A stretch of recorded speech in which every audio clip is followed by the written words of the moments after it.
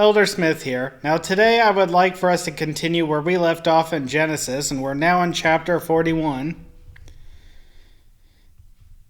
And it came to pass at the end of 2 full years that Pharaoh dreamed, and behold, he stood by the river, and behold, there came up out of the river 7 well-favored kine, and fat-fleshed, and they were fed in a meadow. And behold, 7 other kine came up after them out of the river, ill-favored and lean-fleshed, and stood by the other kine upon the brink of the river. And the ill-favored and lean-fleshed kine did eat up the 7 well-favored and fat kine. So Pharaoh awoke, and he slept and dreamed a second time. And behold, 7 ears of corn came up upon the stalk, rank and good. And behold, 7 thin ears, blasted with the east wind, sprung up after them. And the 7 thin ears devoured the 7 rank and full ears. And Pharaoh awoke, and behold, it was a dream. And it came to pass in the morning that his spirit was troubled, and he sent and called all the magicians of Egypt, and all the wise men thereof. And Pharaoh told them his dream, but there was none that could interpret them unto Pharaoh. Then spake the chief butler unto Pharaoh, saying, I do remember my faults this day. Pharaoh was wroth with his servants, and put me inward in the captain of the guard's house, both me and the chief baker. And we dreamed a dream in one night, I and he. And we dreamed each man according to the interpretation of his dream. And there was with us a young man, an Hebrew, servant of the captain of the guard, and we told him, and he interpreted to us our dreams, to each man according to his dream he did interpret. And it came to pass, as he interpreted to us, so it was. Me he restored unto mine office, and him he hanged. Then Pharaoh sent and called Joseph, and they brought him hastily out of the dungeon, and he shaved himself and changed his raiment, and came in unto Pharaoh. And Pharaoh said unto Joseph, I have dreamed a dream, and there is none that can interpret it. And I have heard say of thee that thou canst understand a dream to interpret it. And Joseph's response is a very important one that we need to keep in our memories. And Joseph answered the Pharaoh, saying, It is not in me. God shall give Pharaoh an answer of peace. And Pharaoh said unto Joseph, In my dream, behold, I stood upon the bank of the river, and behold, there came up out of the river 7 kine, fat-fleshed and well-favored, and they fed in a meadow. And behold, 7 other kine came up after them, poor and very ill-favored and lean-fleshed, such as I never saw in all the land of Egypt for badness. And the lean and ill-favored kine did eat up the first 7 fat kine. And when they had eaten them up, it could not be known, for they had eaten them, but they were still ill-favored, as at the beginning. So I woke. And I saw in my dream, and behold, 7 ears came up in one stalk, full and good, and behold, 7 ears withered, thin and blasted with the east wind sprung up after them, and the thin ears devoured the 7 good ears. And behold, this unto and I told this unto the magicians, but there was none that could declare it to me. Now, I just want to stop and say really quick, what Joseph explains, I believe, while it does pertain to these dreams specifically, I also believe this is a rule that carries on over throughout the entire scriptures, especially when it comes to the prophecies and the parables of the scriptures in both the Old Testament and the New Testament, but I'll explain more on that in a little bit.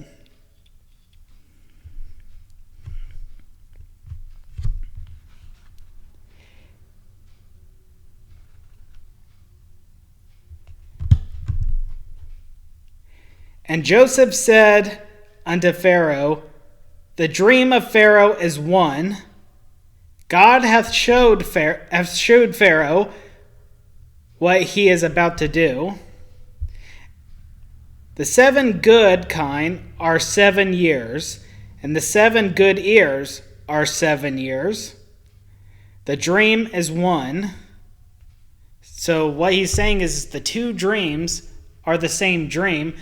They just have different things that illustrate the dream, but they both are foretelling the same exact event that's supposed to come up. So he already explained that both the 7 good ears of corn and the 7 fat kine are 7 years now.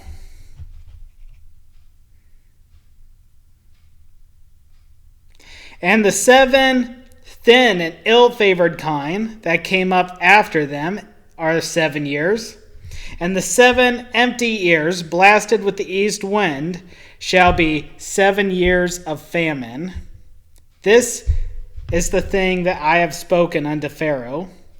What God is about to do, he showeth unto Pharaoh. Behold, there come 7 years of great plenty throughout all the land of Egypt. And there shall arise after them 7 years of famine, and all the plenty shall be forgotten in the land of Egypt, and the famine shall consume the land. And the plenty shall not be known in the land by reason of the famine following, for it shall be very grievous. Now this is what I mean. He mentioned that he explained what the 2 dreams are foretelling. Likewise, if you notice that when Jesus spoke parables, he always spoke them in pairs. I believe for the same reason that the Pharaoh had the 2 dreams. And the prophecies are even told in pairs. For example, in Revelations, I won't get into full detail in this now, but I will in a later video someday. I believe that the book with the 7 seals and the angels with the 7 trumpets, which are stories told back to back, I believe they're the same prophecy being told twice. Now there's a reason for that, and Joseph explains what the reason is. And why I say he explains it, he explains to Pharaoh why he had this dream twice. And for that the dream was doubled unto Pharaoh twice. It is because the thing is established by God, and God will shortly bring it to pass.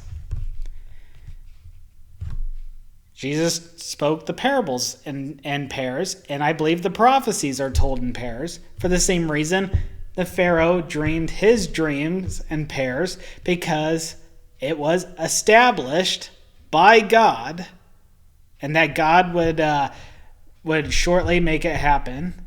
Things that are told in pairs in the scriptures are established by God, meaning there's no way to change it, there's no way to stop it, there's no way to delay it. God established it, it's going to happen. Now therefore, let Pharaoh look out a man, discreet and wise, and set him over the land of Egypt.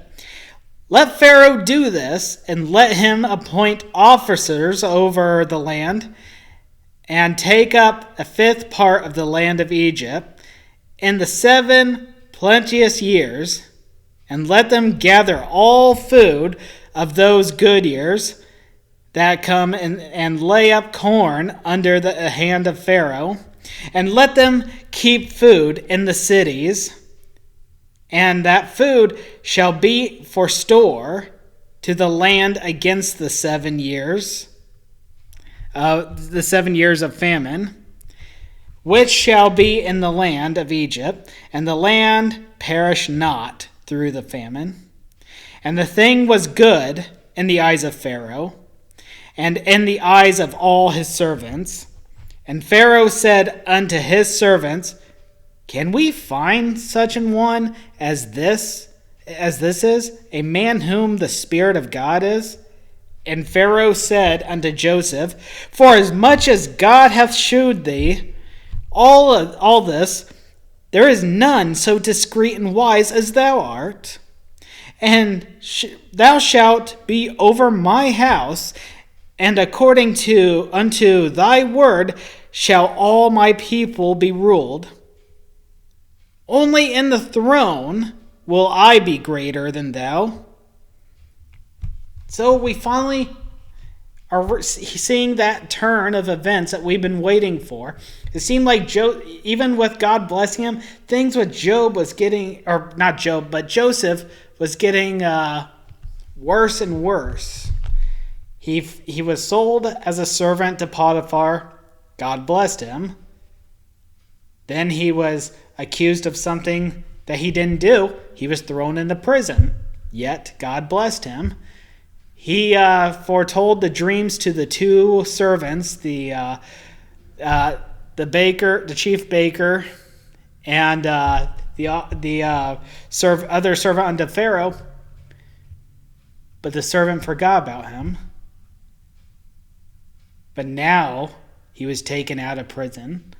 Now he interpreted the Pharaoh's dream. And now Joseph himself is now found as a ruler over Egypt. And yes, I do count this as a rule because it says that he has authority. The Pharaoh says he has authority over all of Egypt, except in the throne where the Pharaoh himself has authority. The Pharaoh is the only one that's ranked over Joseph, but Joseph is ranked over everything else in Egypt.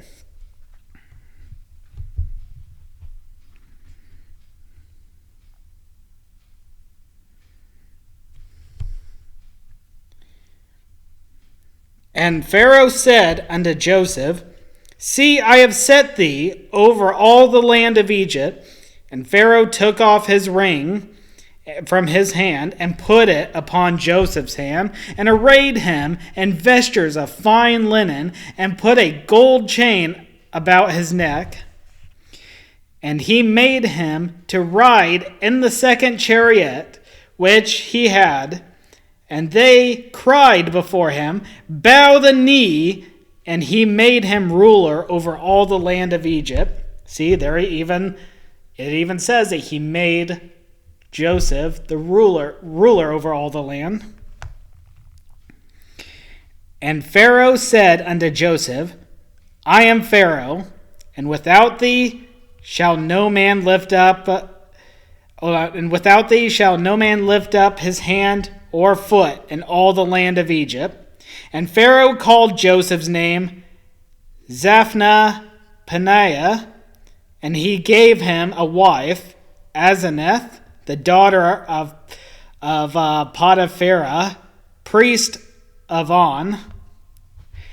And Joseph went out over all the land of Egypt. And Joseph was 30 years old, and he stood before Pharaoh, king of Egypt. And Joseph went out from the presence of Pharaoh, and went throughout all the land of Egypt. And in the 7 plenteous years, the earth brought forth by handfuls.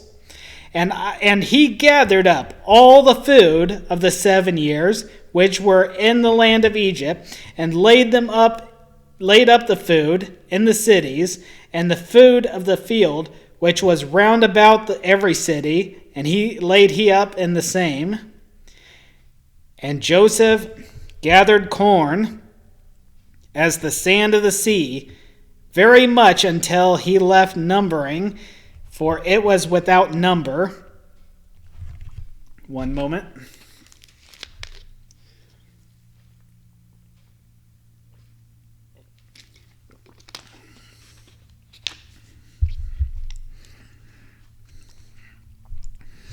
And unto Joseph were born 2 sons before the years of the famine came, which Asenath, the daughter of Potiphera, priest of On, bare unto him. And Joseph called the name of the firstborn Manasseh, for God said, He hath made me forget all my toil and all my father's house. And the name of the second called he Ephraim, for God hath caused me to be fruitful in the land of my affliction. And the 7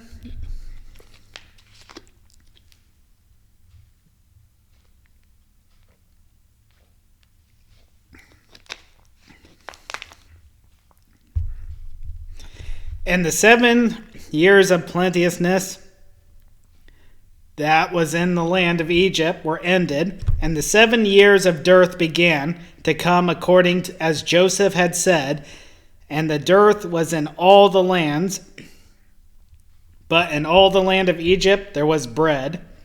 And when all the land of Egypt was famished, the people cried unto Pharaoh for bread, and Pharaoh said unto all Egyptians, Go unto Joseph, what he saith to you, do. I apologize, the air is very dry today. And the famine was over all the face of the earth. And Joseph opened all the storehouses and sold unto the Egyptians, and the famine waxed sore in the land of Egypt. And all the countries came into Egypt to Joseph for to buy corn, because the famine was sore in all the lands.